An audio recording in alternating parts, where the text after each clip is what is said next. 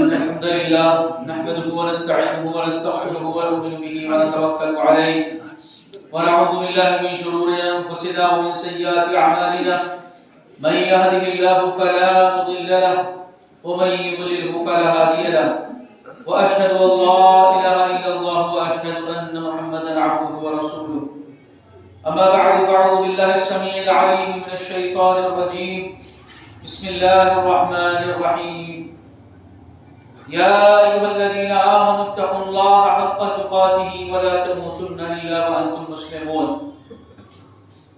يا أيها الناس اتقوا ربكم الذي خلقكم من نفس واحدة وخلق منها زوجها وبث منهما رجالا كثيرا ونساء واتقوا الله الذي تساءلون به والأرحام إن الله كان عليكم رقيبا يا أيها الذين آمنوا اتقوا الله وقولوا قولا سديدا يصلح لكم أعمالكم ويغفر لكم ذنوبكم ومن يطع الله ورسوله فقد فاز فوزا عظيما وقال الله سبحانه وتعالى في مقام آخر ومن يبتغي غير الإسلام دينا فلن يقبل منه وهو في الآخرة من الخاسرين تمام قسم کی حمد و ثنا کبریائی بڑائی اللہ سبحانہ و تعالیٰ کے لیے ہے ساری کائنات کے خالق اور مالک و مدبر ہے بے شمار درود و سلام نازل ہوں اللہ کی برگزیدہ بندوں پر انبیاء کرام علیہ السلام پر خصوصاً ہمارے آخری نبی جناب احمد مصطفیٰ محمد مصطفیٰ صلی اللہ علیہ وسلم۔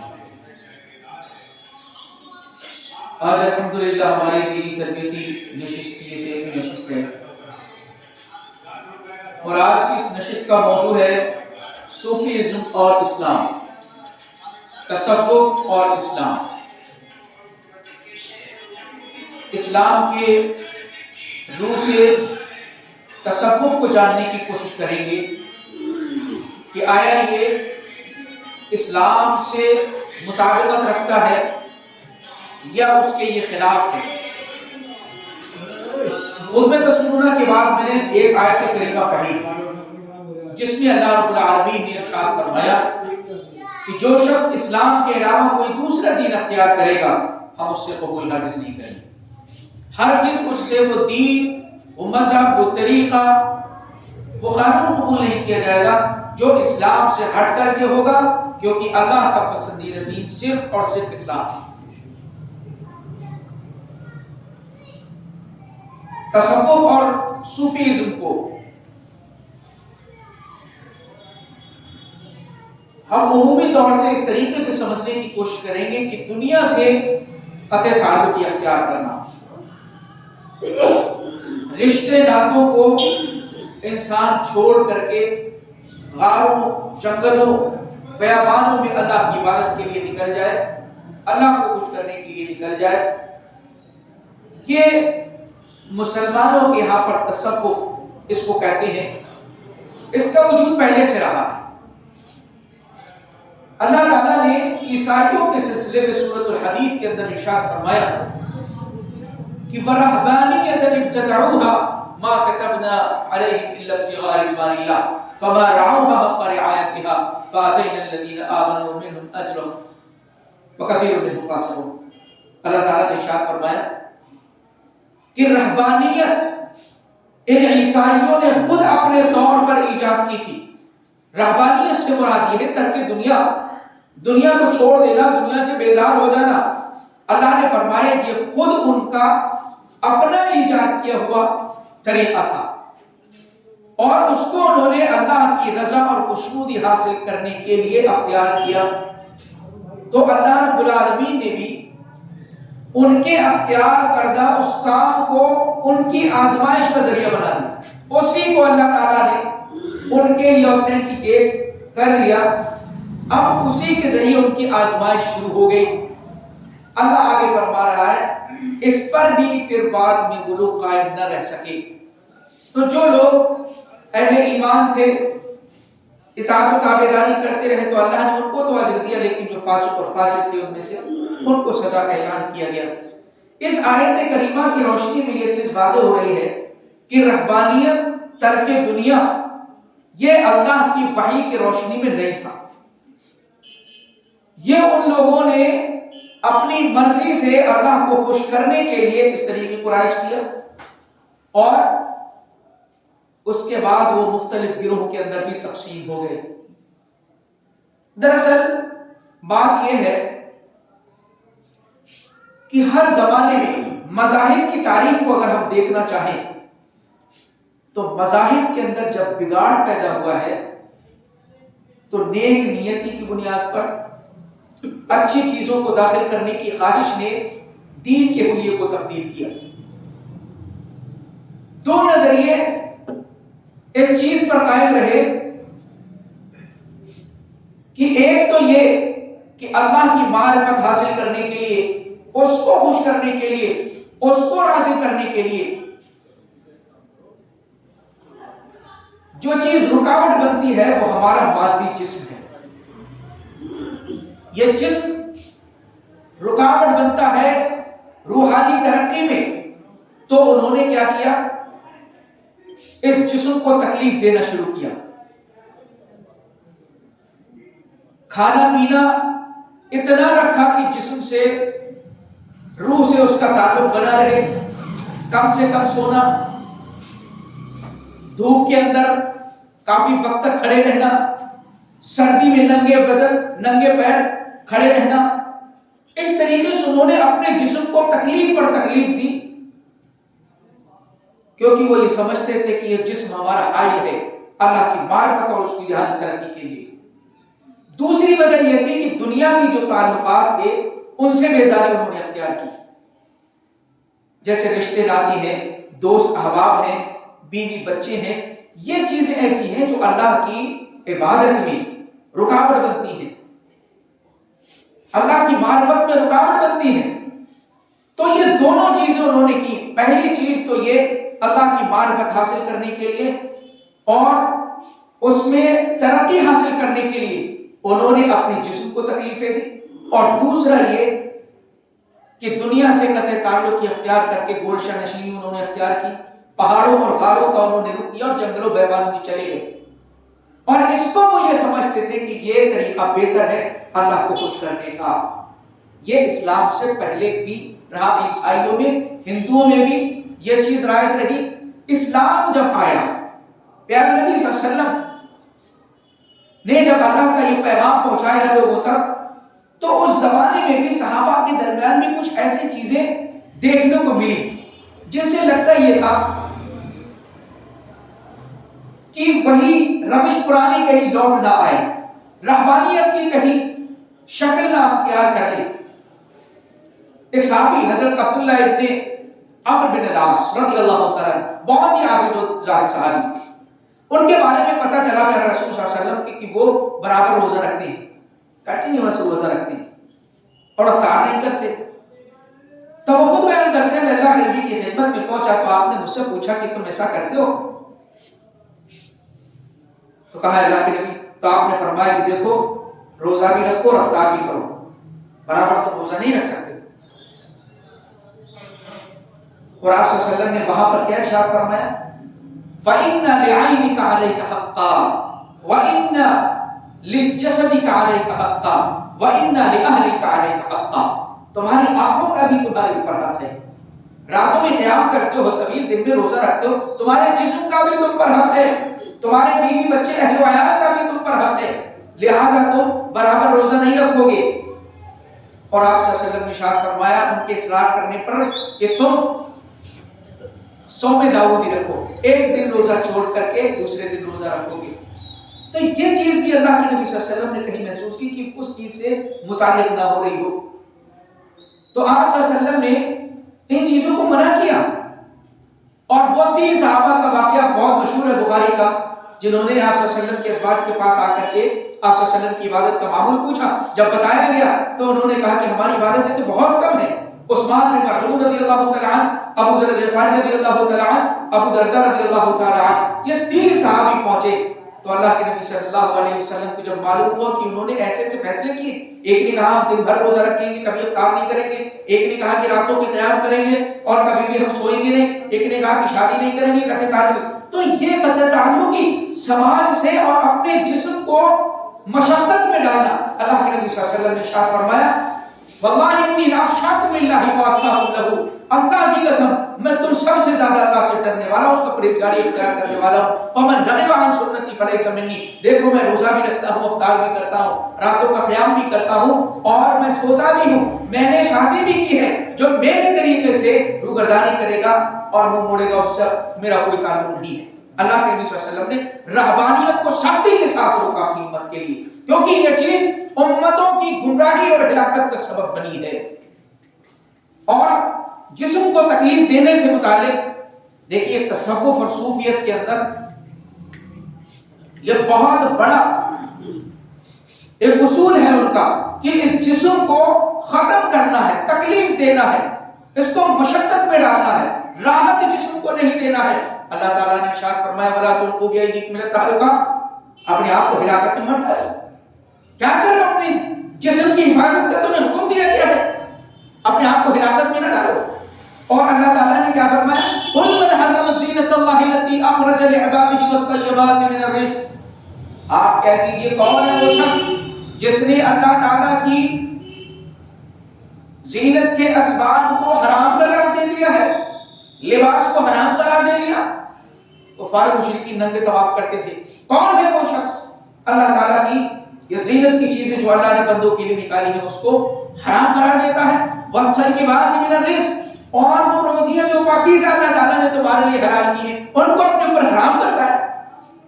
تصوف میں، صوفیت میں اور اس فکر میں پوری تاریخ پڑھ جائیے، جسم کا تعلق روح سے باقی رہ جائے نہ کے برابر انہوں نے غذا کا استعمال کیا۔ اللہ فرما رہا کون ہے وہ شخص؟ قُلْ هِيَ لِلَّذِينَ فِي الْحَيَاةِ الدُّنْيَا، یہ تو اہل ایمان کا کی وجہ سے ہی دوسرے لوگ پا رہے ہیں اس دنیا کی رزق اور روزیاں، اور اہل ایمان ہی اس سے پھر جائے؟ ایسا نہیں ہو سکتا۔ خالصۃ یوم القیامہ، قیامت کے دن تو یہ روزیاں خالص مومنین کے لیے ہوں گی۔ دنیا میں بھی اللہ تعالیٰ نے اہل ایمان کی وجہ سے یہ رکھا ہے، باقی کفار کو، مشرکین کو اور نافرمانوں ان سب کو مل رہی ہے، ان کی بدولت مل رہی ہے۔ اللہ تعالیٰ نے سختی کے ساتھ روکا کہ نہ اپنے جسم کو اذیت دو گے، تکلیف دو گے، اور نہ اللہ کی جو حلال کردہ چیزیں اپنی جسم پر حرام کرو گے، اور نہ رشتے ناتوں کو کاٹنے کی کوشش کرو گے۔ اللہ تعالیٰ نے رشتوں ناتوں کے درمیان جس طریقے سے الفت و محبت قائم ہونی چاہیے اصول ضابطے بنائے۔ وَاعْبُدُوا اللَّهَ وَلَا تُشْرِكُوا بِهِ شَيْئًا وَبِالْوَالِدَيْنِ إِحْسَانًا وَبِذِي الْقُرْبَى وَالْيَتَامَى وَالْمَسَاكِينِ وَالْجَارِ ذِي الْقُرْبَى وَالْجَارِ الْجُنُبِ وَالصَّاحِبِ وَالْجَنبِ وَابْنِ السَّبِيلِ وَمَا مَلَكَتْ أَيْمَانُكُمْ إِنَّ اللَّهَ لَا يُحِبُّ مَنْ كَانَ مُخْتَالًا فَخُورًا۔ اللہ نے ایک لمبی فہرست بیان فرمائی ہے کہ ان سے والدین کے ساتھ احسان کرو، رشتہ داروں کے ساتھ احسان کرو، پڑوسیوں کے ساتھ احسان کرو، دور کا پڑوسی ہے، پاس کا پڑوسی ہے، اس کے ساتھ احسان کا سلوک معاملہ کرو، اور اپنے سفر کے ساتھی کا، جنگ کا جو ساتھی ہے اس کے ساتھ۔ یہ رشتے ناتوں کو کاٹنے کا اللہ نے حکم نہیں دیا، لیکن اس تصوف کے اندر ہوتا کیا ہے؟ جسم کو تکلیف دینا اور رشتوں ناتوں کو کاٹنا، جنگلوں بیابانوں کا رخ کر کے اللہ کو خوش کرنے کے لیے اپنے نفس کو پاک کرنے کی کوشش کرنا، یہ رہا ہے پہلے سے۔ اور اسلام میں پیارے رسول صلی اللہ علیہ وسلم کی موجودگی میں، صحابہ کے زمانے میں یہ چیز نہیں ہو سکی، کیونکہ آپ صلی اللہ علیہ وسلم نے سختی کے ساتھ اس کو روکا۔ لیکن بعد کے ادوار میں نیت لوگوں کی، میں نے جیسے کہا کہ دین اور مذہب کو بگاڑنے کے پیچھے سب سے بڑی جو وجہ بنتی ہے وہ نیت تو لوگوں کی اچھی ہوتی ہے، خواہشیں اچھی ہوتی ہیں، عبادت کی نیت ہوتی ہے، لیکن اس سے دین کا حلیہ بدل جاتا ہے۔ اسلام کے اندر یہی چیزیں کی گئی۔ صوفیت اور تصوف، صوفیزم، اس کو بہت زیادہ فروغ ہوا بعد کی۔ اس کی شروعات دوسری صدی کے آخر میں ہوتی ہے اور تیسری صدی میں یہ پروان چڑھتا ہے۔ یہ 3 میں نے ان کے بنیادی عقائد یہاں پر لکھے ہیں۔ اگر یہ 3 بنیادی عقائد آپ سمجھ گئے تو آپ سمجھ لیجیے صوفیزم کو سمجھ گئے۔ ساری چیزیں اس چیز سے متعلق ہیں۔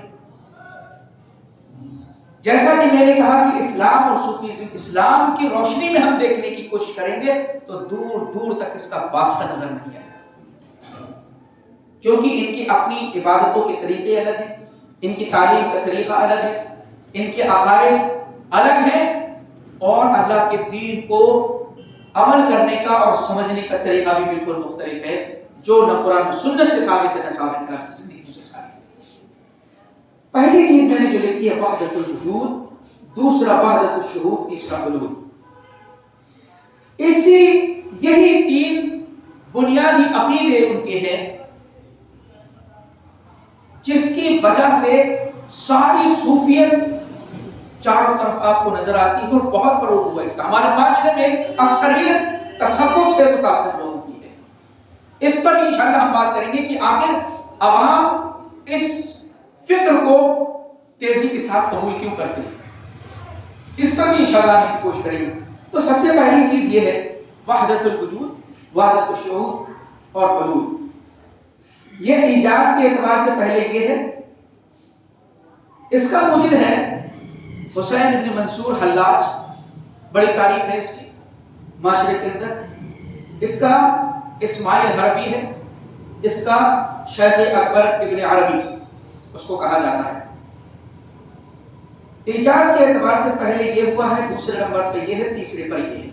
لیکن یہ ترتیب جو ہم نے رکھی ہے اس کو سمجھانے کے لیے دیکھیے، جو شخص اللہ رب العالمین کی معرفت حاصل کرنا چاہتا ہے، تصوف میں کیا ہے، اللہ کی معرفت ہی اصل ہے، وہ آپ کو حاصل ہو جانی چاہیے۔ اس کے لیے آپ کو مراقبے کرنا پڑے، مجاہدے کرنے پڑے، مکاشفے کرنے پڑے، بیابانوں کا رخ کرنا پڑے، جنگلوں کا رخ کرنا پڑے، غاروں میں ٹھہر جانا پڑے، چاہے قبر کے گڈھوں میں بیٹھ جانا پڑے۔ آپ کو معرفت حاصل کرنے ہیں۔ اللہ کی معرفت حاصل کرنے کے لیے آپ کو جسم کو بھی تکلیف دینا ہے، اور رشتے ناتوں کو بھی آپ کو درکنار کر کے دنیا سے الگ ہو کر کے آپ کو ایکانت میں اللہ کی عبادت کرنی ہے، اور عبادت کرتے کرتے اپنے نفس کو اتنا پاک کرنا ہے، اتنا پاک کرنا ہے کہ آپ کو ایسا محسوس ہونے لگے کہ کائنات میں جتنی چیزیں میں دیکھ رہا ہوں ان میں مجھے اللہ نظر آ رہا ہے، اللہ نظر آنے لگے۔ یعنی اتنا مجاہدہ کیا جائے، اتنی مشقت کی جائے، اتنا دھیان اور گیان لگایا جائے کہ انسان اس مرحلے پر پہنچ جائے کہ اس کو ہر چیز میں اللہ نظر آنے لگے، اللہ ہی نظر آئے ہر چیز میں۔ سورج کو دیکھے تب اس میں اللہ نظر آئے، چاند کو دیکھے تب اس میں اللہ نظر آئے، درخت کو دیکھے تب اس میں اللہ نظر آئے، ہر چیز کے اندر اللہ تعالیٰ اس کو نظر آنے لگے۔ ٹھیک ہے، یہ ہو گیا وحدت الوجود۔ اب اسی کے آگے ترقی کرتے کرتے وہ شخص اپنے نفس کو اور پاک کرے اور عبادتوں کے اندر لگائے۔ وہ عبادتیں بھی ان کی، اس میں کبھی وجد ہے، کبھی مستی ہے، کبھی رقص ہے، کبھی سما ہے، کبھی جو ہے غنا ہے، یہ ساری چیزیں ان کی اپنی بنائی ہوئی۔ ان چیزوں کے ذریعے سے اس کے اوپر اٹھتا ہے تو وحدت الشہود، وہ شخص اتنا اوپر اٹھ جاتا ہے کہ اللہ کی ذات میں مل کر کے فنا ہو جاتا ہے۔ فنا فی اللہ اس کو کہتے ہیں، فنا ہو جاتا ہے اللہ کی ذات میں جا کر، اتنی بلندی پر وہ پہنچنے کی کوشش کرتا ہے، پہنچتا ہے۔ پہلا مرحلہ کے بعد دوسرے مرحلے میں اللہ تعالیٰ کی ذات میں جا کر کے گم ہو جاتا ہے۔ فنا فی اللہ جو آپ نے سنا ہے ورڈ، فنا ہو جا کر کے اپنے آپ کو فنا کر کے اللہ میں بقا حاصل کر لینا، کیونکہ اللہ کی ذات ہمیشہ غائب رہنے والی ہے۔ تو مجاہدے کر کے اللہ کی ذات میں گم ہو جانا، فنا ہو جانا، یہ وحدت الشہود ہے۔ اس کے اوپر بھی درجہ ہے، اس کے اوپر بھی درجہ یہ ہے، اس کے بعد بھی پھر ترقی کرتا رہے، وہ کرتا رہے، وہ شخص ترقی خوب محنتیں کرتا رہے، یہاں تک کہ خود اللہ تعالیٰ عرش عظیم سے اتر کر کے اس کی ذات میں داخل ہو جائے۔ اس کو حلول کہتے ہیں، اللہ کی ذات خود آ جائے اور اس کی ذات میں اس شخص کے اندر داخل ہو جائے، اس کو حلول کہتے ہیں۔ یہ ہے انتہا درجے کی رب کی معرفت کو حاصل کرنے کے لیے یہ عقائد ان صوفیوں کے ہیں۔ اب ان تینوں کی ایک سرسری نظر دوبارہ سے دیکھ لیں۔ مجاہدے اتنا کرے، نفس کو اپنے پاک کرنے کی کوشش کرے انسان، یہ ہر شے میں اس کو اللہ نظر ملے، اور اس کے اوپر ترقی کرتے کرتے اور کرے تو اللہ کی ذات میں فنا ہو جائے کہ فنا فی اللہ، اللہ کی ذات میں فنا ہو جانا، اور ترقی کر کے اتنی ترقی کرے کہ پھر وہ اللہ تعالیٰ اس کے اندر آ جائے۔ یہ تین بنیادی ان کے عقیدے ہیں اتحاد ثلاثہ۔ یہی چیز ہے جو آپ کو سمجھنی ہے۔ اس سے بہت ساری چیزیں ماحول اور معاشرے میں جو چل رہی ہیں وہ کلیئر ہوں گی آپ کی اس سے۔ اب مان لیجئے وہ شخص، وہ صوفی جس کو قرآن مقدس کے اندر صوفی کا لفظ نہیں، حدیث کے اندر صوفی کا لفظ موجود نہیں ہے، اس لیے ان صوفیوں کو قرآن اور سنت سے جوڑنے کے لیے ولی کا نام انہوں نے دیا۔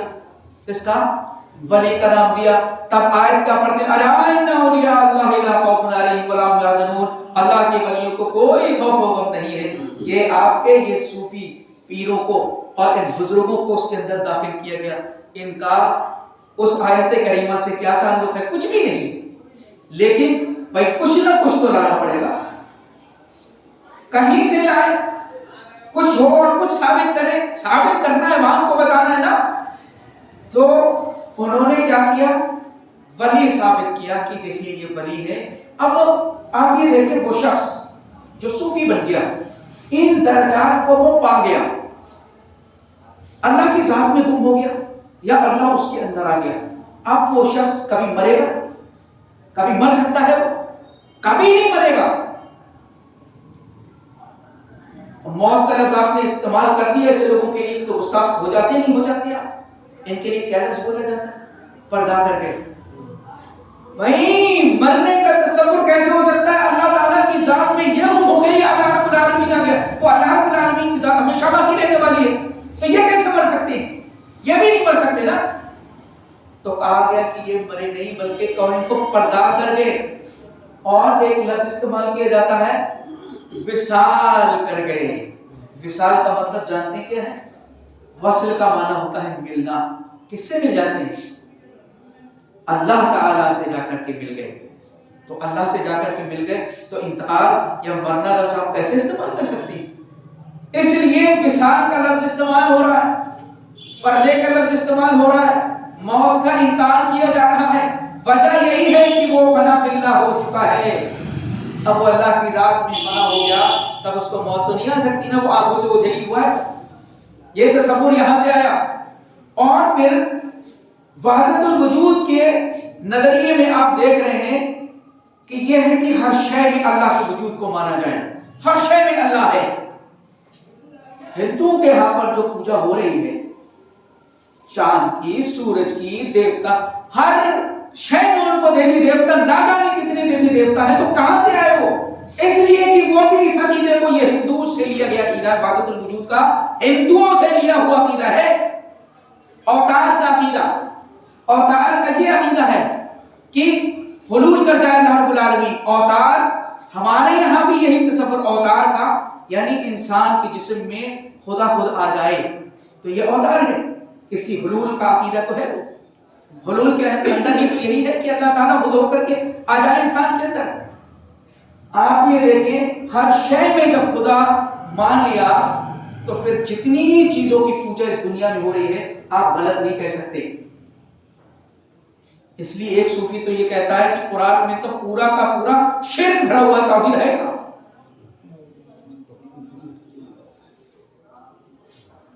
جو شخص اس کائنات کو اور اللہ کو الگ مانتا ہے اس کو وہ کہتے ہیں مشرک ہے۔ جو اس کائنات اور اس کی چیزوں کو اور اللہ کو ایک مانتا ہے اس کو کہتے ہیں یہ توحید پرست ہے۔ یہ صوفیوں کا عقیدہ ہے۔ تو اس میں کیا ہو رہا ہے؟ کئی چیزوں کا انکار ہو رہا ہے۔ ہندوز نے یہ عقیدہ ہندوؤں کے یہاں سے آیا ہوا ہے، یہ بھی موجود ہے، عیسائیوں کے اندر بھی یہ موجود تھا۔ عزیر علیہ السلام کو اللہ کا بیٹا قرار دینا یہودیوں نے قرار دیا، عیسیٰ علیہ السلام کو اللہ کا بیٹا قرار دیا، تو یہ انہوں نے یہی تو مانا اللہ کا حصہ۔ اب آپ دیکھیں قرآن مقدس میں اللہ تعالیٰ ارشاد فرماتا ہے کہ وَجَعَلُوا لَهُ مِنْ عِبَادِهِ جُزْءًا، ان لوگوں نے، مشرکین نے اللہ کے بندوں کو اس کا جز قرار دے دیا، اللہ کا جز قرار دے دیا اللہ کے بندوں کو، یعنی فرشتوں کو۔ آگے فرشتوں کا تذکرہ ہے سورہ زخرف کے اندر، اللہ کے جو بندے فرشتے ہیں ان کو اللہ کا جز قرار دیا. کیسے؟ ان کو کہا کہ اللہ کی بیٹیاں ہیں. اب وہ مشرک ہوئے. لیکن جو شخص کائنات کی ہر شے میں اللہ کو مانے وہ کیسے توحید پرست ہو سکتا ہے؟ قرآن کون کو مشرک کہہ رہا ہے؟ جو صرف ایک حصہ کے طور پر فرشتوں کو انہوں نے مانا، بیٹیاں مانا، اور ان کے یہاں پر تو ہر شے کے اندر اللہ موجود ہے، خدا موجود ہے. دریا کی، پیڑ کی، پہاڑ کی، یہاں تک کہ کسی بھی جانور کی عبادت میں پوجا ہو رہی ہے. وہ صحیح ہے، غلط نہیں ہے، کیونکہ اللہ ہے اس کے اندر موجود. جب اللہ ہے تو اللہ کی عبادت ہو رہی ہے. اسی کے ساتھ ساتھ جب ہر چیز میں کائنات کی اللہ ہے تو پھر جہنم میں کون جائے؟ جہنم میں کوئی تو جا نہیں سکتا، کیونکہ اللہ رب العالمین کے سلسلے میں یہ تصور کریں گے کہ اس کا کوئی بھی حصہ اس کے اندر جائے. اس لیے کہا گیا کہ ہر شخص جنتی ہے، ہر مسلمان جنتی ہے. اس لفظ کو بھی آپ سنتے ہوں گے، کہتے ہیں ہر شخص جو ہے جنتی ہے. وحدت الوجود کا موجد ابن عربی کیا کہتا ہے؟ اس کی باتیں سنیں گا. کہتا ہے الرب حق والحق رب عبد، الرب عبد والعبد رب، لیت شعری من المکلف. جو بندہ ہے وہی رب ہے، جو رب ہے وہی بندہ ہے. مجھے نہیں معلوم کہ مکلف کون ہے، کیونکہ ہر اس نے بندے کے اندر اللہ رب العالمین کا تصور کر لیا. اور کہتا ہے وَمَا الْكَلْبُ وَالْخِنْزِيرُ إِلَّا إِلَٰهُنَا وَمَا اللَّهُ إِلَّا رَاهِبٌ فِي كَنِيسَتِهِ. کتا اور خنزیر یہ سب کیا ہے؟ اللہ ہی کو ہے، نعوذ باللہ من ذالک. اور راہب، کنیسہ کا پجاری، یہ بھی اللہ ہے. یہ اس نے اپنی کتابوں کے اندر شیخ اکبر کہا جاتا ہے، تصوف کا سب سے بڑا شیخ، وحدت الوجود کا موجد ہے. تو یہ ایجاد کیا گیا. ان تینوں کی بنیاد پر آپ اور ایک لفظ دیکھیں گے. آپ نے یہ لفظ سنا اللہ میاں؟ اللہ میاں سنا ہے؟ اللہ میاں کہاں سے آیا؟ فلاں میاں، یہاں کے میاں، وہاں کے میاں، ایسے میاں، ویسے میاں، اللہ میاں. اسی لیے اس عقیدے کی بنیاد پر اللہ تعالیٰ کو بھی اللہ میاں کہا، کیونکہ جیسے یہ میاں بھائی ان کے علاقے میں بھی تو اللہ تعالیٰ موجود ہے، تو اللہ تعالیٰ کو بھی اسی کی جو ہے اسی طریقے سے گن دیا گیا. وحدت الوجود ہندوز کی یہاں پر بھی موجود ہے، اوتار کا عقیدہ ہے. جتنے مزارات ہیں، خانقاہیں ہیں، ان میں ہندو برابر آتے ہیں نہیں آتے ہیں، کیونکہ ان کو کوئی اختلاف ہے نہیں بھائی، ان کے یہاں سیم کرتا ہی میں. آپ ایک لفظ سنتے ہوں گے صوفی سنت. صوفی سنت تو صوفی مسلم میں، سنت اس میں فرق کوئی نہیں ہے، فرق کوئی نہیں. صوفی سنت کا جو ہے وہ یہ لفظ ہی باقاعدہ استعمال کیے جا رہے ہیں. تو یہ تین چیزیں ہی سب برائی کی جڑ ہیں جو اس ماحول اور معاشرے کے اندر پنپ رہی ہیں. جب اللہ کی ذات کو مخلوق میں مان لیا تو اس پیر، بزرگ، صوفی کے اندر آپ نے مانا اللہ کے وجود کو، تو پھر وہ مر کیسے سکتا ہے؟ مر بھی نہیں سکتا. اسی وجہ سے دیکھیے ہم اپنے ماحول اور معاشرے میں جب ولی کا لفظ سنتے ہیں تو ایک عجیب سی مخلوق ذہن میں آتی ہے. کیا؟ عام انسان ہی نہیں بلکہ مسلمانوں سے بھی منفرد نظر آتے ہیں. وہ ان کی خصوصیات کیا ہیں؟ ان کے کھانے پینے کا طریقہ الگ ہے، ان کے رہنے سہنے کا طریقہ الگ ہے، ان کی عبادت کا طریقہ الگ ہے، اور ان کی تعلیم کا طریقہ الگ ہے. جس کی چاہتے ہیں قسمت بدل دیتے ہیں، جس کی چاہتے ہیں تقدیر کو چینج کر دیتے ہیں. قضاء و قدر ان کے کنٹرول میں ہے. جس سے خوش ہوتے ہیں اس کے بارے نیارے کر دیتے ہیں، جس سے غصہ ہو جائے اس کا بیڑا غرق کر دیتے ہیں. اور جب تک چاہتے ہیں دنیا میں رہتے ہیں، اور جب مرضی ہوتی ہے تو پردے کے پیچھے چلے جاتے ہیں اور غائب ہو جاتے ہیں. تو جس طریقے سے پردے میں جانے سے پہلے خوب لوگوں کی مدد کرتے تھے، حاجتیں سنتے تھے، مرنے کے بعد اور زیادہ حاجتیں سنتے اور ان کی پوری کرتے ہیں، مرادیں مدد کو پہنچتے ہیں. اور اسی کے ساتھ ساتھ ایسی کرامتیں دکھاتے ہیں عقل دنگ رہ جائے. جس کو چاہے فقیر کر دے، جس کو چاہے غنی کر دے، جس کو چاہے مالدار کر دے، جس کو چاہے ذلیل و رسوا کر دے. یہ تصور ہے ہمارے معاشرے کے اندر ولی کا. یہ تصور ہے ہمارے معاشرے میں صوفی کا اور بزرگ کا. ایسے لوگوں کے سے ہم سے کہا جاتا ہے یہ مانتے نہیں. بھئی ایسے لوگوں کو کون مانے گا اگر ایسے ہی واقعی میں ہے؟ کیونکہ کتاب و سنت سے کوئی تعلق ان کا نہیں ہے. اگر صوفیت کا یہی مطلب اگر صحیح تھا تو اللہ کے نبی صلی اللہ علیہ وسلم نے اس کی تعلیم کہی دی ہے. صحابہ کرام میں سے کوئی اس طریقے کا معاملہ کوئی واقعہ ملتا ہے؟ اسی وجہ سے دیکھیے اب ان لوگوں ایک گروپ پیدا ہو گیا جو اللہ کی معرفت حاصل کرنے کے لیے مجاہدے پر مجاہدے کر رہا ہے، مکاشفے پر مکاشفے کر رہا ہے، محنتیں مشقتیں کر رہا ہے، جنگلوں بیابانوں میں چلا گیا. اس کو یہ مقام حاصل ہو گیا تھی ان کے کہنے کے مطابق. اب ہوا کیا؟ ان کے سلسلے میں کرامتیں اور اس کے واقعات عجیب و غریب معاشرے کے اندر پھیلا دیے گئے. اب لوگ ان کو پوجیں گے کیسے؟ ان کا مرید کیسے بنیں گے جب تک کہ ایسے واقعات ان کے سلسلے میں نہ کہے جائیں؟ سینکڑوں واقعات ایسے ہیں. کوئی جو ہے خانہ کعبہ کسی کا طواف کر رہا ہے، کوئی قدم قدم پر ایک قرآن پڑھ رہا ہے، کوئی جو ہے ہوا میں باتیں کر رہا ہے، کوئی جو ہے کسی کو اٹھا کے پٹک رہا ہے، کسی کو مردے کو زندہ کر رہا ہے، ایک طرف سلام پھیر رہا ہے تو ادھر کا مسلمان، ادھر سلام پھیر رہا ہے تو ادھر کا مسلمان. ان واقعوں کی وجہ سے معاشرے کے اندر ایک سوچ پیدا ہو گئی، خطرناک قسم کی سوچ پیدا ہو گئی. ایک واقعہ، پہلا واقعہ ہمارے دو بڑے فرقے موجود ہیں اور دونوں کے اندر تصوف موجود ہے. یہ آپ کو بتا دوں صوفیت دونوں کے اندر موجود ہے. اور جس شخص کا واقعہ، جس صوفی صاحب کا میں آپ کا واقعہ بیان کرنے جا رہا ہوں، وہ متفقہ طور پر دونوں فرقے ان کو اپنا بزرگ مانتے ہیں. وہ ایک کون ہے؟ مہاجر امداد اللہ مکی صاحب. کہتے ہیں کہ انہوں نے اپنے ایک مرید سے کہا کہ میری کمر ذرا درد کر رہی ہے،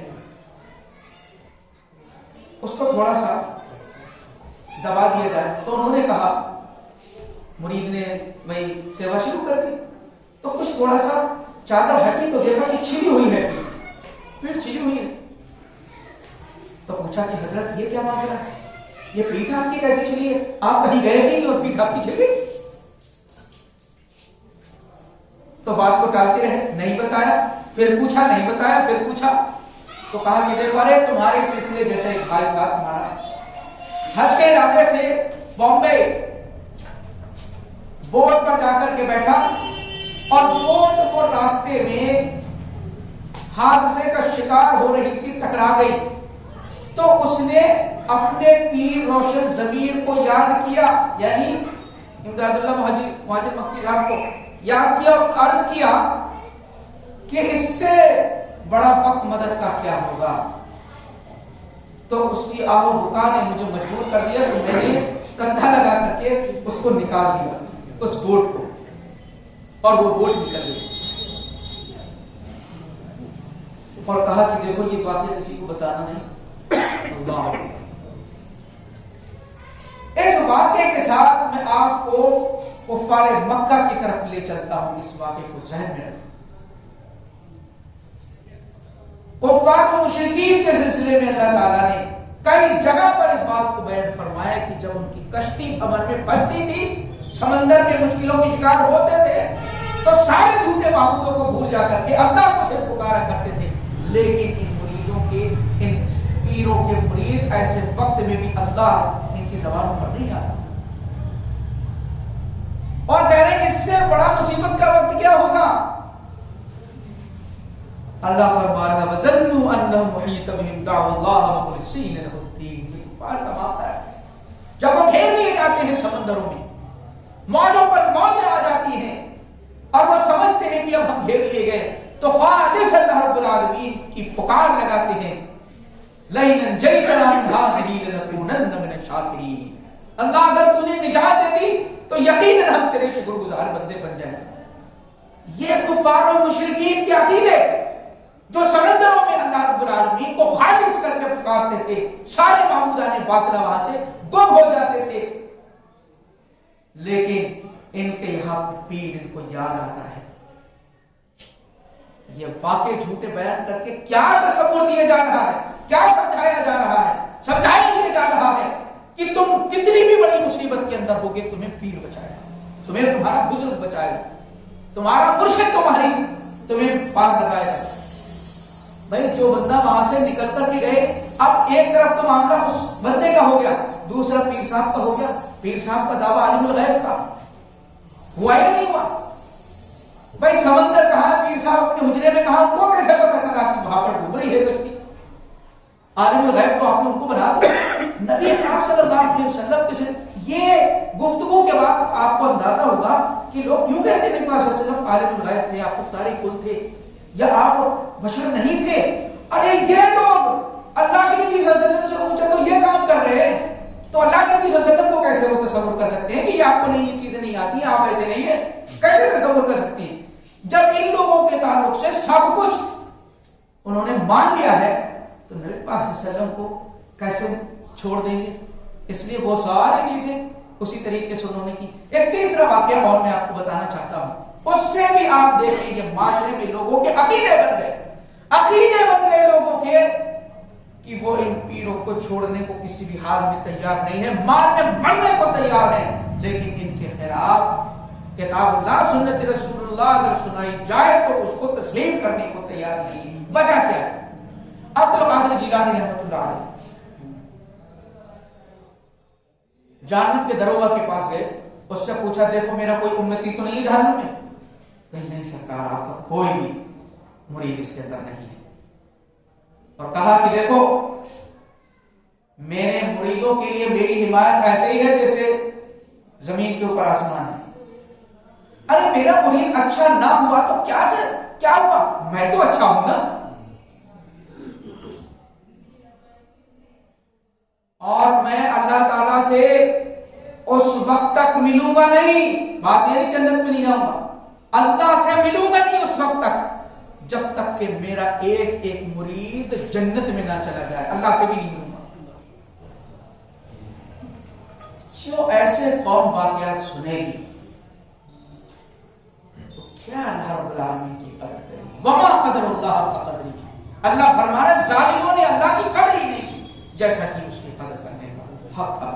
کیا رب العالمین کی ذات کو بنا کر کے چھوڑا؟ یہ واقعے ایک 3 میں نے آپ کے سامنے رکھے ہیں، 85 واقعے ایسے ہیں جس میں صریحاً اللہ رب العالمین کی توحید ہوتی ہے، لیکن کسی کا کلیجہ نہیں پھٹتا ہے کیونکہ وہ سب عقیدت مندی میں سب کچھ برداشت ہے، سب کچھ برداشت کرتے ہیں، سب کچھ برداشت کرنے کو تیار ہے. تو یہ عقیدہ جو انہوں نے بنا لیا، اب ظاہر سی بات ہے اللہ رب العالمین کے تعلق سے قرآن مقدس کے اندر سورہ اخلاص کے اندر جو توحید بیان کی گئی ہے اس کو جانتے کیا کہتے ہیں؟ صوفیہ کہتے ہیں یہ تو عام لوگوں کی توحید ہے، ہم خاص لوگوں کی توحید تھوڑی ہے. لا الہ الا اللہ یہ تو عوام کی توحید ہے. سورہ اخلاص میں عوام کی توحید بیان کی گئی ہے. صوفیہ کی توحید یہ ہے لا موجود الا اللہ، اللہ کے سوا کچھ بھی موجود نہیں، سب جو کچھ ہے وہ سب اللہ ہے. یہ ہے ہماری توحید، یہ خاص لوگوں کی توحید ہے، صوفیہ کی ہے، اہل اسرار الرموز کی ہے. لا ہوا الا ہوا، وہ نہیں ہے صرف وہی ہے. یہ توحید کا معنی بدل کر کے رکھ دیا اور اپنے باطل افکار و نظریات کو فروغ دینے کے لیے اللہ کے کلام کے دو معنی رکھا گیا ہے، 2 معنی رکھے تاکہ اپنی گمراہیت جو گمراہ کن عقیدے ہیں وہ قرآن کے اوپر فٹ کیے جا سکے. قرآن کے بارے میں کیا کہا؟ باطنی علم ان کو آتا ہے. قرآن کے کہتے ہیں کہ 2 معنی ہیں، ایک ظاہری معنی ہے اور ایک باطنی معنی ہے. ظاہری معنی اور باطنی معنی میں یہی مناسبت ہے جو گودے اور چھلکے میں ہوتی ہے. ظاہری معنی چھلکے کی طرح ہے اور باطنی معنی مغز اور گودے کی طرح ہے. ظاہری معنی علماء اور فقہا اس پر محنت کرتے ان کو آتا ہے، اور باطنی معنی جو اصل ہے وہ اسرار و رموز صوفیہ کو آتا ہے. 1-2 مثال میں آپ کے سامنے رکھ رہا ہوں کہ قرآن مقدس کے باطن اور ظاہر کا نام لے کر کے اللہ کے کلام کے کیسے معنی تبدیل کیے تھے. آپ نے یہ چیز سنی ہوگی کئی لوگوں سے، ارے یہ صاحب کیا ہے، یہ تو 24 گھنٹے عبادت نہیں کرتے. ارے انہیں عبادت کی کیا ضرورت ہے؟ انہیں عبادت کی کیا ضرورت ہے؟ یہ تو اللہ ہے. ارے انہیں عبادت کی کیا ضرورت ہے؟ اس طرح کی باتیں آپ نے سنی ہے تو وہ کہاں سے آئی؟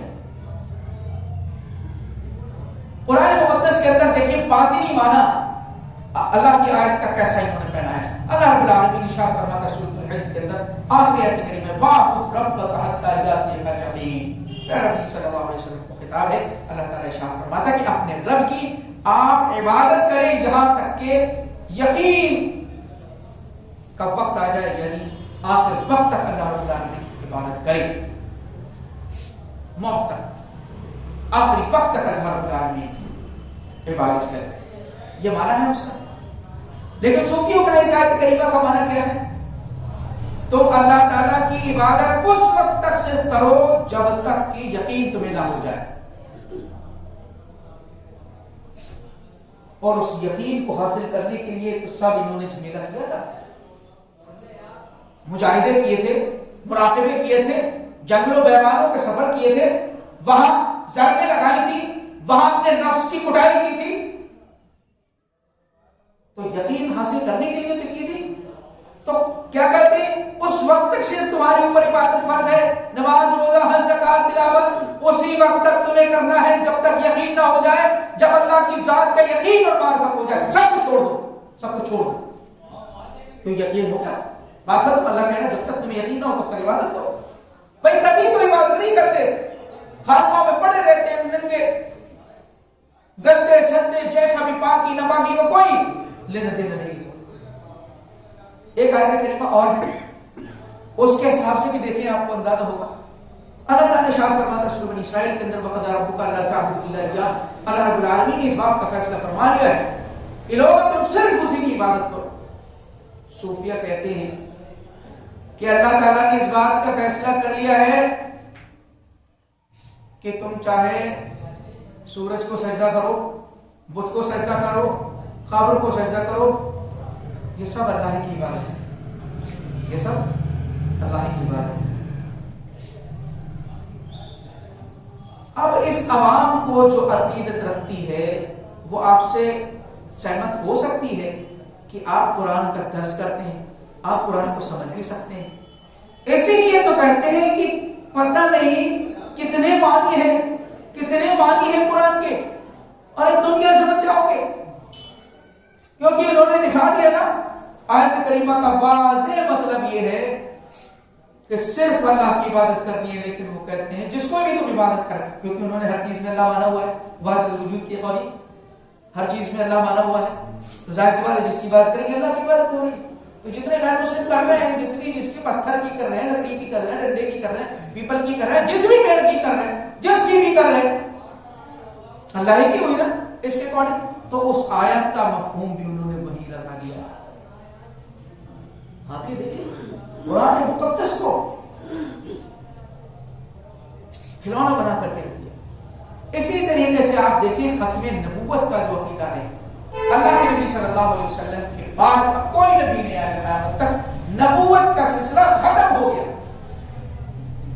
لیکن صوفیہ کہتے ہیں، صوفیہ نے یہ کہا کہ ہم براہ راست علم اللہ سے حاصل کرتے ہیں.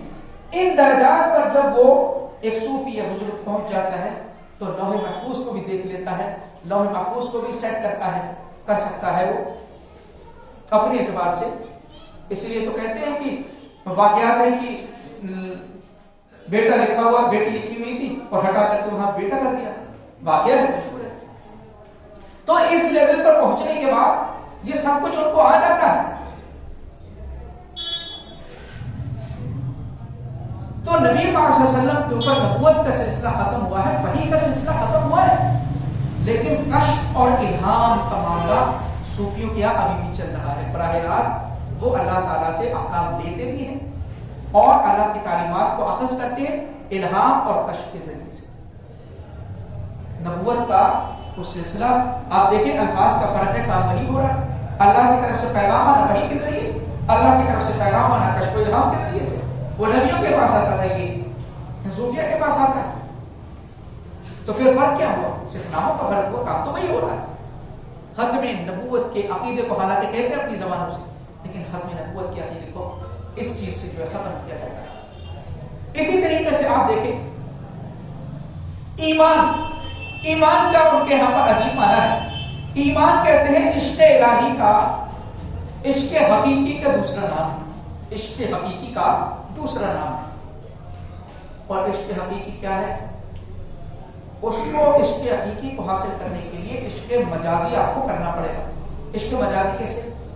گانا ہے، موسیقی ہے، رقص ہے، وجد ہے، دھمال ہے اور حال ہے، کیف و سرور ہے، جتنی آپ حرکتیں دیکھتے ہیں نا، یہ مجازی عشق ہے۔ اس عشق کے ذریعے سے حقیقی عشق انسان کو حاصل ہوتا ہے، نہیں ماننا چاہیے یہ صوفیہ کا معنی ہے۔ اور اس ساری چیزوں کو اسی طریقے سے تبدیل کیا گیا ہے۔ یہیں پر پھر میں لے کر کے آ رہا ہوں، کیونکہ آپ کو یہی میں نے صحیح سے سمجھایا ہے، یہیں پر آپ پھر آ جائیں گے۔ جب ظاہر سی بات ہے اس مقام پر صوفی یا بزرگ پہنچ گئے ہیں،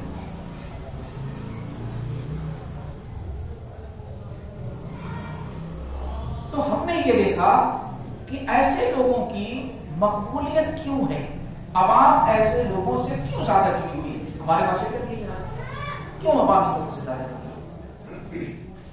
کیا وجہ ہے؟ اس کے کئی ایک وجوہات ہیں جس کی وجہ سے عوام ان لوگوں کے ساتھ جڑی ہوئی ہے۔ پہلی وجہ یہ ہے کہ غیب کی چیزوں میں بڑی دلچسپی ہوتی ہے انسان، غیب کی چیزوں میں بڑی دلچسپی ہے۔ ارے انہوں نے بتا دیا وہاں کیا ہو رہا ہے، ارے انہوں نے ایسا کر دیا، انہوں نے ویسا کر دیا، انہوں نے بتا دیا کہ تمہارا جو ہے چوری کا سامان باہر ہے، انہوں نے بتا دیا کہ فلاں آدمی نے چوری کی ہے۔ تو ان چیزوں پر انسان بہت زیادہ اٹریکٹ کرتا ہے، ان چیزوں سے، غیب کی چیزوں کو جاننے کا بڑا حریص ہے، اس لیے وہ ان کو ماننا شروع کر دیتا ہے، کیونکہ ان کے یہاں پر تو یہ چیز عام ہے، کرامت ایک سے مارکیٹ میں چل رہی ہے۔ اور دوسری وجہ عجیب و غریب قسم کے واقعات کا سرزد ہونا۔ دیکھیے انبیاء کرام علیہ السلام سے جو واقعات رونما ہوتے تھے، اللہ تعالیٰ نشانی کے طور پر دیتا تھا قوم کو لیے حجت تمام کرنے کے لیے، سمجھانے کے لیے، معجزات کہلاتے تھے۔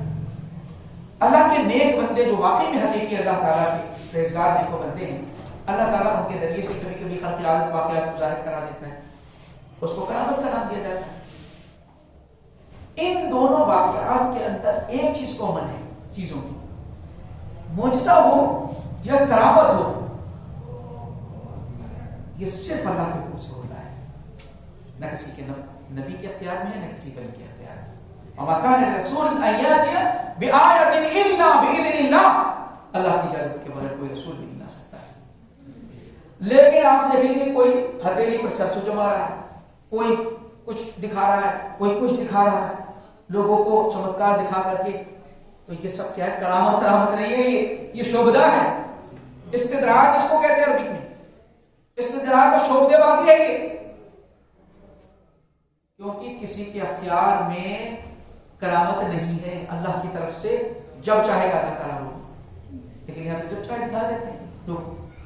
ان چیزوں سے آدمی بڑا اٹریکٹ ہوتا ہے، اور انہوں نے ایسا کر دیا، انہوں نے ویسا کر دیا، ان چیزوں سے لوگ قریب ہوتی ہیں۔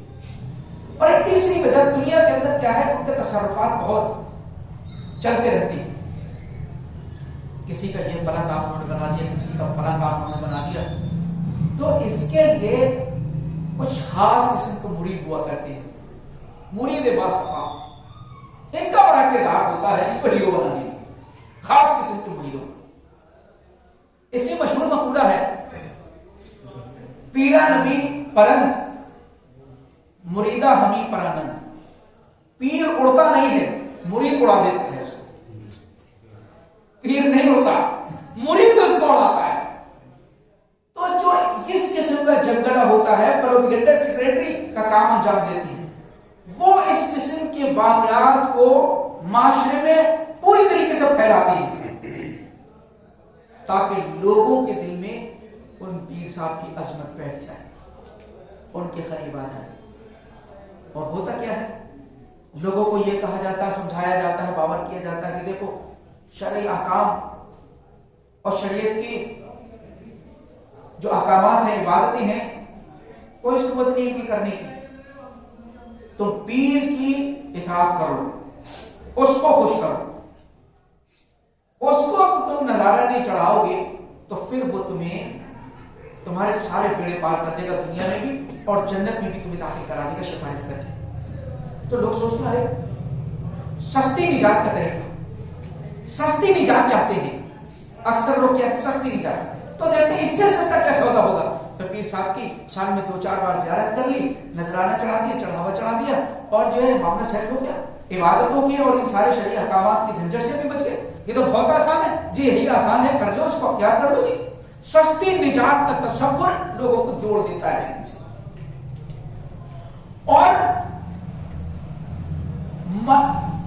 اور کہا جاتا ہے یعنی آخرت میں, یعنی مرنے کے بعد کی زندگی میں بھی تصرف ان کا چلتا رہتا ہے. کہا جاتا ہے کہ دیکھیے بزرگوں کو, صوفیاء کو, ولیوں کو ایک آن کے لیے موت آتی ہے, اس کے بعد وہ اپنے مریدوں کی پوری مرادیں پوری کرنے میں لگ جاتے ہیں, ان کی دعائیں سننے میں لگ جاتی ہیں. جہاں چاہتا ہے مرید پکارتا ہے, جب بھی وہ فوراً اس کی مدد کے لیے پہنچ جاتا ہے. پروپیگنڈا کیا جاتا ہے, وہ وہاں پر پہنچ جاتے ہیں, مدد کے لیے حاضر ہو جاتے ہیں. اور چونکہ وہ دنیا سے چھپ گئے ہیں تو قبر جو ہے روح سے سب سے زیادہ واسطہ قبر کے اوپر ہوگا, قبر میں ہوگا. قبر میں زیادہ سے زیادہ وہ رہے گا, روح کا واسطہ رہے گا. تو قبر کے پاس جا کر کے حاجتیں جلدی پوری ہوا کرتی ہیں, یہ تصور دیا گیا. قبر کے پاس حاجتیں زیادہ پوری ہوں گی تو ظاہر سی بات ہے اس کو روضے کی شکل میں, مزار کی شکل میں بنائے. اب پھر اس مزار کی نگہداشت کے لیے مجابر اور گدی نشینوں کی فوج تیار ہو گئی.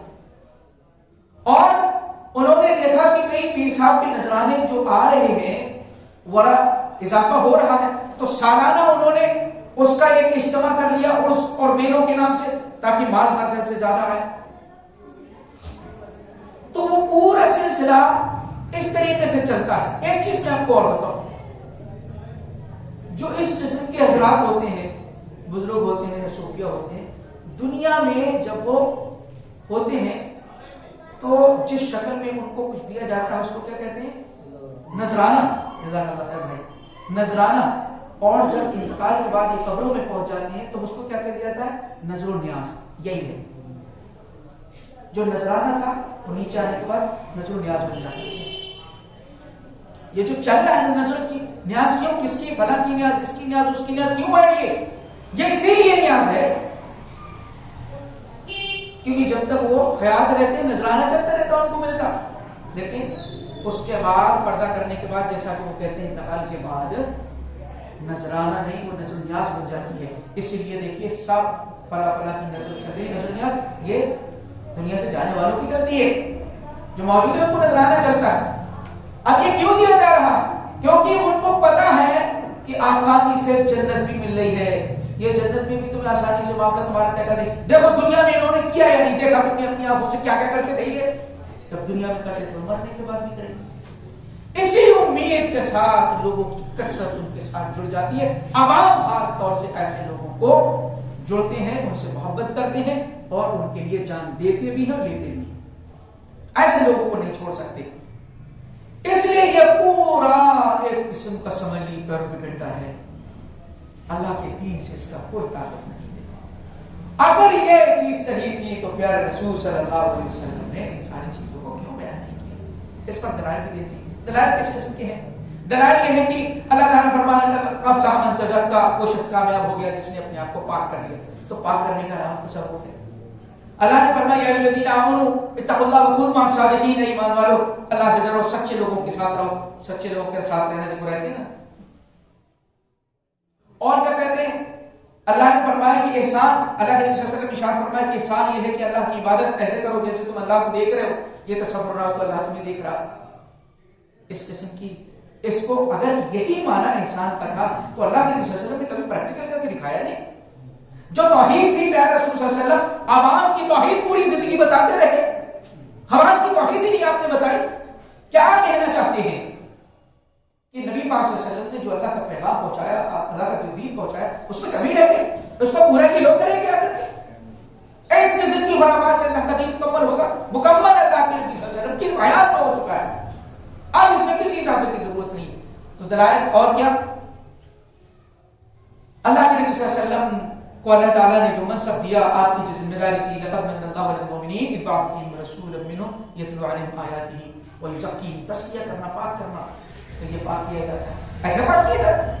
اللہ کے نبی صلی اللہ علیہ وسلم نے کسی صحابی کی اس طریقے سے تزکیہ نہیں کیا جیسا اب ہو رہا ہے۔ تو اس قسم کے دلائل بھی پیش کیے جاتے ہیں اور لوگوں کو پاور کیا جاتا ہے، یہ معاملہ بالکل سیٹ ہے۔ آپ یہ دیکھیں اتنی ساری گفتگو کے بعد آپ کس نتیجے میں پہنچے ہیں کہ اللہ کا جو دین ہے اگر اس کو کھول کر کے کتاب و سنت میں آپ پڑھیں گے تو اس قسم کی کوئی خرافات آپ کو نظر نہیں آئے گی، اور معاشرہ اسی کو مان رہا ہے۔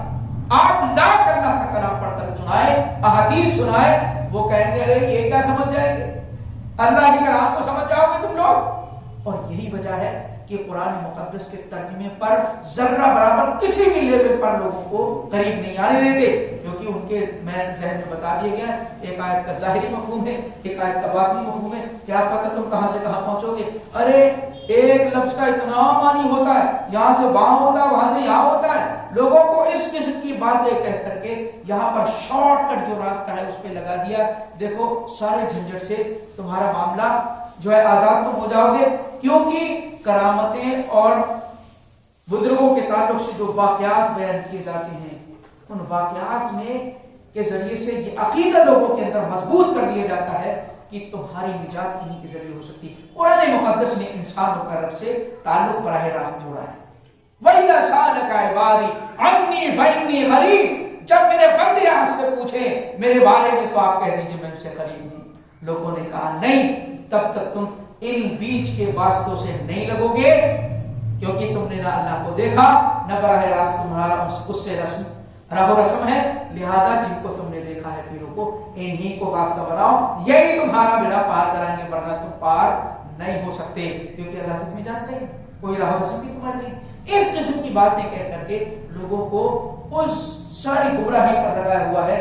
یہ اصل میں تین چیزیں اگر آپ سمجھ گئے تو اللہ رب العالمین کے تعلق سے جو ایک معرفت کا جو انہوں نے تصور قائم کیا ہے، اسی کی وجہ سے لوگ ان کی ہر قسم کو ماننے کی، ہر قسم کی بات ماننے کو تیار ہے، نظر و نیاز کرنے کو تیار ہے، پیسہ بھی کرنے کو تیار ہے۔ بڑی عجیب اور غضب کی بات میں آپ کو یہ بتاؤں، تصوف کی جب شروعات ہو رہی ہے تب آپ دیکھیں گے ترک دنیا، لوگوں نے کھانا پینا چھوڑ دیا، کپڑے پھٹے پرانے پہننے لگے اور کوئی اپنا دھیان نہیں ہے۔ لیکن آج ماڈرنزم ہو گیا ہے، صوفیزم ماڈرنزم کی شکل اختیار کر چکا ہے۔ اب جو اپنے آپ کو پیر کہلاتے ہیں، صوفیہ کہلاتے ہیں، جو اپنے آپ کو بزرگ کہلاتے ہیں، ان کے ٹھاٹ ہی آپ دیکھتے رہ جائیے، ٹوائلٹ اور باتھ روم میں لاکھوں روپے لگ رہے ہیں ان کے، ایک سے برانڈڈ لباس پہننے، جوتا چپل برانڈڈ پہننے، اور وہ اے سیوں کے اندر بیٹھے ہوئے۔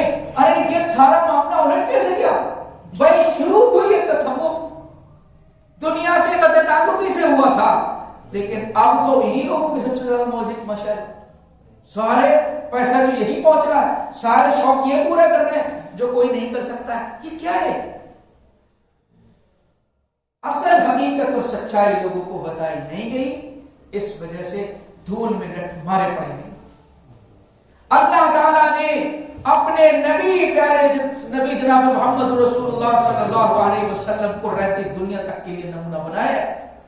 کون سا پیر، کون سا شیخ، تصوری شیخ، شیخ کامل، اللہ کے نبی صلی اللہ علیہ وسلم کو اللہ تعالیٰ نے نمونہ بنایا قیامت تک کے لیے۔ لقد کان لکم فی رسول اللہ اسوۃ حسنہ، کسی پیر کی ضرورت نہیں، کسی شیخ کی کامل کی ضرورت نہیں، کسی کے بزرگ کی ضرورت نہیں، اس کی تابعداری و اطاعت کرنے کی۔ اللہ تعالیٰ نے اپنے نبی کو اسوہ نمونہ بنایا تھا، نبی صلی اللہ علیہ وسلم کو چھوڑ کر کے لوگوں نے تزکیہ کے لیے، اللہ کے نبی صلی اللہ علیہ وسلم نے تزکیہ نہیں کیا صحابہ کا، جب اللہ کے نبی نے تزکیہ کیا تھا جیسے کیا تھا ویسے آپ کیوں نہیں کرتے تزکیہ؟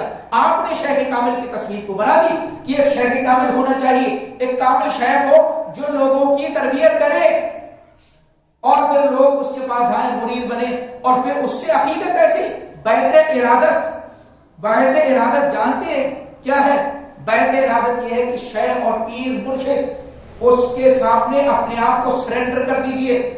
اگر اس کے سامنے، آپ کے سامنے کسی کام کو وہ کہیں چاہے وہ خلاف شریعت کیوں نہ ہو، لیکن آپ چوں نہیں کریں گے، آپ آنکھ بند کر کے اس کو نہیں مانیں گے، بلکہ اس کو یہ سمجھیں گے کہ یہ مثل خضر ہے۔